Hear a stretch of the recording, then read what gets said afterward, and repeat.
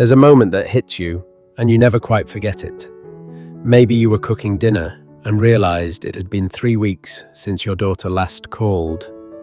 Maybe your birthday passed and the only message from your son was a rushed "Happy B-Day" in a group text. Or maybe it's not one big moment at all, just the slow ache of feeling invisible in the life of someone you once held in your arms every day. It's not that you want to control their life, you just want to feel like you still have a place in it. If that resonates, you're not alone. So many parents in their 50s, 60s, and beyond find themselves standing in that silent space, wondering what happened to the closeness, wondering how to get through without falling apart. Today, we're going to talk about that silence, that distance, that disrespect that sometimes shows up in quiet withdrawal or sharp words.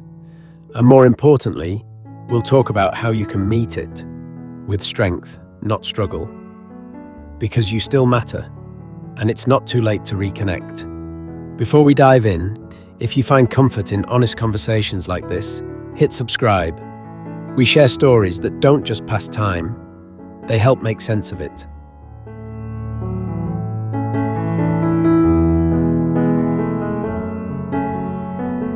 Let me tell you about a woman named Carol. She's 67. Her daughter, Marissa, is 33. A new mum, juggling work and marriage and sleep-deprived nights. Carol told me she called her daughter one afternoon just to check in. Marissa picked up, sighed, and said, "Can we talk later? I don't have time for a guilt trip today." That sentence broke Carol, not because it was explosive, but because it was dismissive. All she wanted was to hear her daughter's voice. And that's how it often happens. Not with shouting matches, but with sighs, eye rolls, and the feeling that you're suddenly too much. Carol's first instinct was to fire back. "Excuse me? A guilt trip? I haven't done anything but love you." But instead, after years of trying and failing to fix things through force, she paused, took a breath, and simply said, "I didn't mean to make you feel guilty. I just miss you." There's power in choosing calm, in refusing to let their bad day create your bad moment. And that calmness, it doesn't mean you're weak. It means you're rooted. It means you're strong enough to stay grounded, even when someone you love forgets how to love you back in that moment.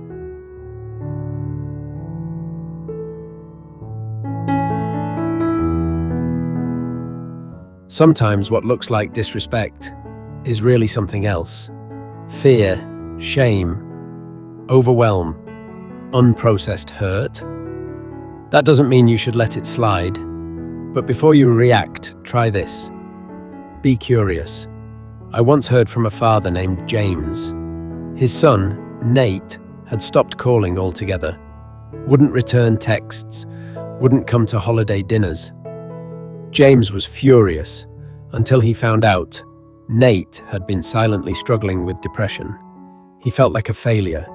He didn't want his dad to see him in that state, so he pulled away. James told me, "The moment I stopped asking, 'Why is he doing this to me?' and started asking, 'What might he be going through?' everything changed." That shift in mindset allowed him to reach out with compassion, not accusation. Understanding isn't weakness. It's the starting place of every bridge we'll ever build.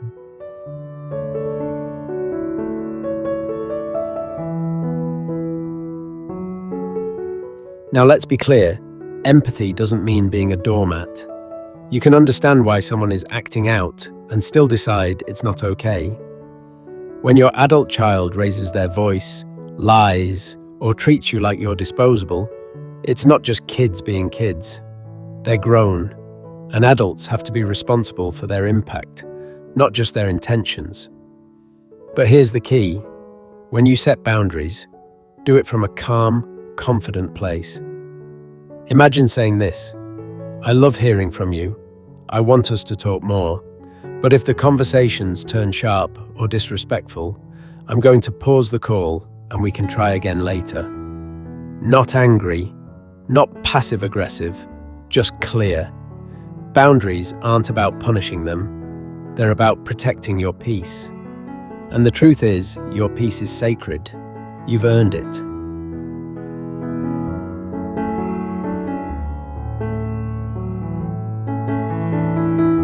You don't have to be perfect. You just have to be consistent. If you want your child to respect you, show them what that looks like, even when they're falling short. It's hard, I know. There's a story I'll never forget about a woman named Darlene. Her son, Caleb, had become distant ever since he married. Anytime she offered help, he snapped. Anytime she visited, he seemed annoyed. One day, Caleb called her just to ask for a favor. No, hi, how are you? No, thanks. Just a request. And Darlene, she said yes, kindly, calmly.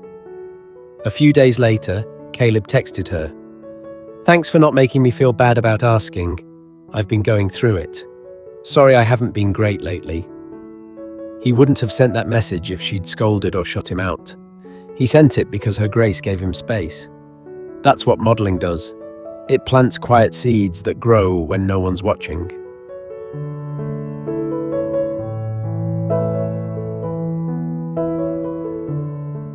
This one is big.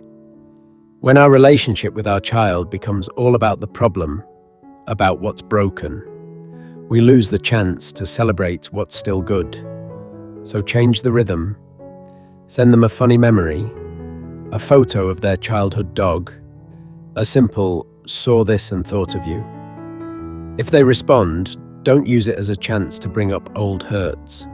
Let the moment be what it is, a gentle thread. I've heard from so many parents who rebuilt broken relationships through small things, coffee visits, old recipes, gardening together, even silly TikTok videos.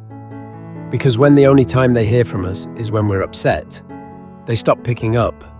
But when they hear love, curiosity, joy, that's when they lean in again.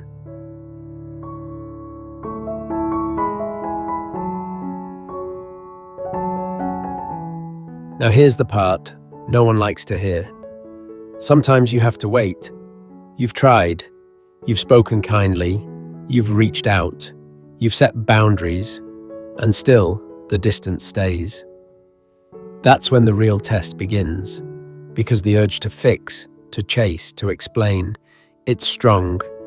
But you can't drag someone back to closeness. You can only create space where they feel safe enough to return. I spoke once with a man named Hector. His daughter hadn't spoken to him in 2 years. He wrote her letters, kind ones, not guilt trips, and never got a response. Then, out of the blue, she called. "Dad," she said, "thanks for not pushing. I wasn't ready before. I think I am now." The tears that followed were healing for both of them. Sometimes it takes time for a heart to soften.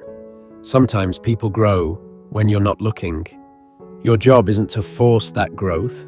It's to make sure that when it happens, you're ready to receive it.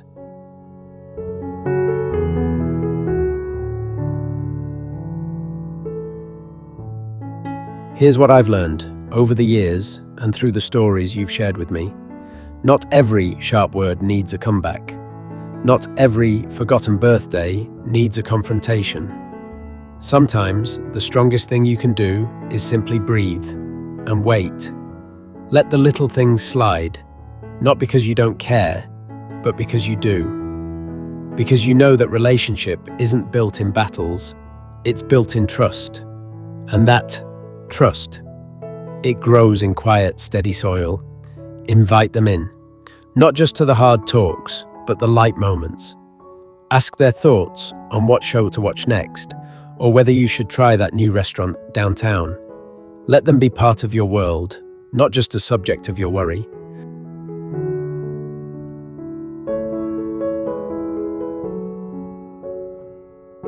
And when they do show up with kindness, even a small one, recognize it. Let them know you saw it. Say, "Thank you for that." Because in a world full of noise, Noticing kindness is a kind of medicine. Also, don't be afraid to say you got it wrong. If there's a moment you wish you'd handled better, say it. That apology might be the first step toward healing something you thought was too far gone. I've seen it happen. I've felt it happen. And above all, please hold on to the long view, because change doesn't always look like fireworks. Sometimes it looks like a soft tone instead of sarcasm, a returned call instead of silence, a longer hug before goodbye. Tiny moments, but they matter, so keep showing up. Not with control, but with calm. Not with guilt, but with grace. Because even when they pull away, the love you built still holds. It may be quiet, but it's never gone. Maybe today, your child feels far from you. Maybe the closeness you once had now feels like a faded photo. Still beautiful, but out of reach. But you haven't lost them. Not completely. Not if your heart stays open. Remember, this stage of parenting is not about perfection. It's about presence, about staying soft in a hard world, about showing up in a way that doesn't demand, but invites. So, thank you for sitting with me today. If this spoke to you, if it mirrored something in your own life, I hope you'll leave a comment. I'd love to hear your story, your wins, your questions, even your grief. We're all still learning, and no matter what your family looks like today, peace is still possible. Love is still possible. We'll talk again soon. Until then, take care of yourself. You deserve peace too.